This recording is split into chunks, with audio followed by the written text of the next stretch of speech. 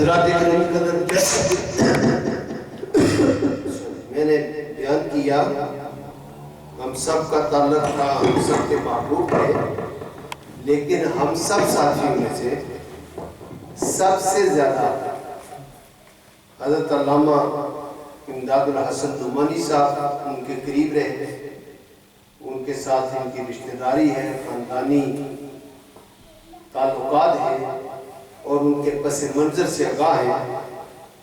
میرا خیال ہے یہ مناسب ہوگا کہ حضرت مولانا صاحبزادہ امداد الحسن نعمانی صاحب کو میں درخواست کروں کہ کچھ ان کا تھوڑا سا بیک گراؤنڈ دونوں بھائیوں کا بیان فرما دیں، تو اس کے بعد انشاءاللہ یہ جاری رہے گا۔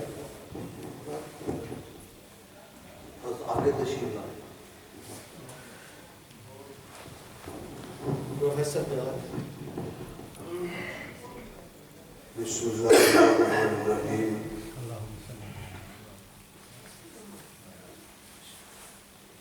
مولانا محمد ضیاء القاسمی رحمۃ اللہ علیہ اور مولانا قاری عبدالحی صاحب عابد رحمۃ اللہ علیہ،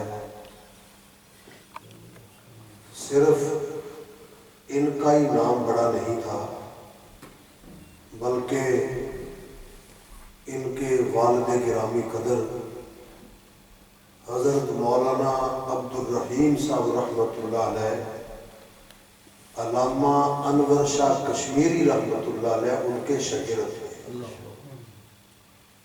اور یہ ریاست پٹیالہ ہے ہندوستان کے اندر، تقسیم کے قبل وہاں کے مفتی تھے۔ اکثر لوگ اس بات سے ناواقف ہیں، وہ سمجھتے ہیں کہ شاید مولانا محمد ضیاء القاسمی رحمۃ اللہ علیہ وہی اس طرح ان کا نام نکلا۔ جو لوگ پیچھے سے ان کو جانتے ہیں ان کو معلوم ہے کہ ان کے والد صاحب بہت بڑے عالم، بہت بڑے مفتی اور بہت بڑے علامہ۔ اللہ کی شان ہے کہ جب یہ تقسیم ہوئی ہے، اس تقسیم کے دوران جب یہ پاکستان تشریف لا رہے تھے، اس وقت ان کا انتقال ہوا۔ تو گویا یہ چھوٹے تھے، چھوٹے ہی یتیم ہو گئے۔ ہماری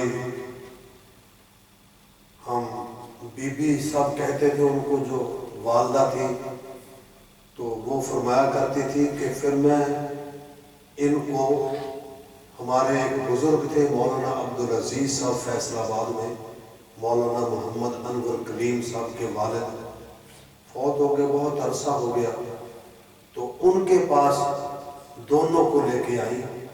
تو تعلیم کا آغاز وہاں فیصل آباد ایک محمدی مسجد مدرسہ تھا، وہاں سے، پھر اس کے بعد فیصل آباد جو جامعہ مسجد ہے وہاں اشاعت العلوم تھا، وہاں پہ تشریف لے آئے۔ اور عجیب بات یہ ہے کہ حضرت مولانا عبدالرشید ربانی صاحب اور حضرت قاری صاحب رحمۃ اللہ علیہ، یہ دونوں ہم سبق ہیں۔ 54 اور 55 56 تقریباً 3 سال اکٹھے ان کے اسباق رہے ہیں، اور حضرت قاسم صاحب رحمۃ اللہ علیہ 1 سال آگے تھے اور یہ 1 سال پیچھے تھے۔ اس کے بعد پھر دورہ حضرت مولانا محمد ضیاء القاسمی رحمۃ اللہ علیہ نے قاسم العلوم ملتان کیا۔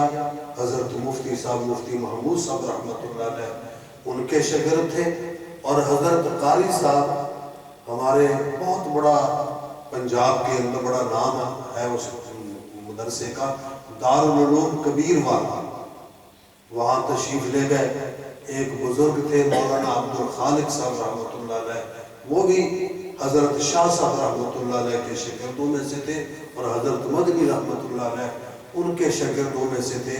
تو انہوں نے وہاں دورہ کیا، اور اللہ تعالیٰ نے جو ان کو گلا دیا، جو آواز دی، اب تو آپ حضرات نے بڑھاپے میں ان کو سنا، بالکل جوانی تھی اور اس وقت یہ کھڑے ہو کے تقریر کیا کرتے تھے، بیٹھ کے تقریر نہیں کرتے تھے۔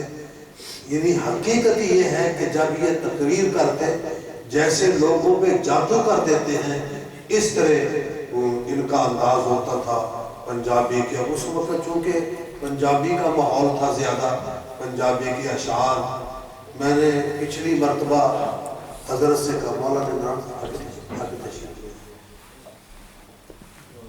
مولانا قاری عبدالحی صاحب عابد رحمۃ اللہ علیہ حضرت خبیب کا واقعہ بیان کیا کرتے تھے، کیونکہ میں نے کئی بار ان سے یہ تقریر سنی۔ جیسے امام باڑے کے اندر وہ دوسرے لوگ روتے ہیں، وہ تو کیا ہے، حقیقت یہ ہے کہ قاری صاحب رحمۃ اللہ علیہ جب حضرت خبیب کا واقعہ بیان کرتے تھے تو اس طرح لوگوں کی چیخیں نکال دیتے تھے۔ تو میں نے پچھلی مرتبہ ان سے عرض کیا کہ وہ حضرت خبیب کا واقعہ سناؤ، لیکن وہ چونکہ ان کا اپنا انداز تھا شاید نہیں ان کو ذہن میں رہا۔ تو بہرحال اللہ تعالیٰ نے بہت بڑا کام لیا ہے، توحید و سنت کا عقیدہ توحید کے لیے، جیسے مولانا غلام اللہ خان صاحب رحمۃ اللہ علیہ، وہ تو سب کے سردار تھے، دوسرے جو ہمارے اکابرین گزرے ہیں، تو ان دو بھائیوں نے پاکستان کے اندر توحید و سنت کے سلسلے میں جو خدمت کی ہے، حقیقت یہ ہے کہ یہ ناقابل فراموش بات ہے۔ لوگوں کے عقیدے درست کیے، ورنہ ہمارا فیصل آباد پہلے لائل پور تھا، وہاں تو توحید کا نام لینا جرم تھا۔ اللہ تعالیٰ ان چیزوں کو قبول فرمائے اور اللہ تعالیٰ اسے ان کے لیے بلندی درجات کا سبب بنائے۔ یقیناً جو آدمی دنیا کے اندر اللہ کا نام لیتا ہے تو اللہ تعالیٰ پھر محروم نہیں کرتا۔ میں نے کئی ایسے منظر دیکھے ہیں کہ لوگ لاٹھیاں لے کے کھڑے ہیں، پتھر مار رہے ہیں، یہ تقریر کر رہے ہیں۔ قاسمی صاحب کا بھی یہی معاملہ تھا اور حضرت قاری صاحب کا بھی۔ لوگ جب یہ جاتے تھے تو مشہور تھے کہ ہم تقریر نہیں کرنے دیں گے۔ اللہ تعالیٰ نے پھر بہادری بھی عطا فرمائی تھی۔ کئی دفعہ میں نے دیکھا کہ پتھر مار رہے ہیں لوگ، یہ تقریر کر رہے ہیں، کبھی بھی ان کے دل کے اندر ایسی بات نہیں آئی، نہ کبھی بزدلی دکھائی۔ دین کے معاملے کے اندر اللہ تعالیٰ نے ان کو بہت بڑا مقام عطا فرمایا تھا، تو اللہ تعالیٰ ان کے درجات بلند فرمائے۔ چونکہ ہم سب نے اس کے اندر تھوڑا تھوڑا حصہ ڈالنا ہے، اللہ تعالیٰ ہم سب کو جو ان کا مشن ہے توحید و سنت کا، عقیدہ ختم نبوت کے تحفظ کا، صحابہ کرام کی ناموس کی حفاظت کا اور اسلام کی اشاعت کا، اللہ تعالیٰ ہمیں توفیق عطا فرمائے کہ ہم اس مشن کو زندہ رکھیں۔ یہی ان کے لیے صدقہ جاریہ ہے۔ میں قریشی صاحب سے گزارش کروں گا کہ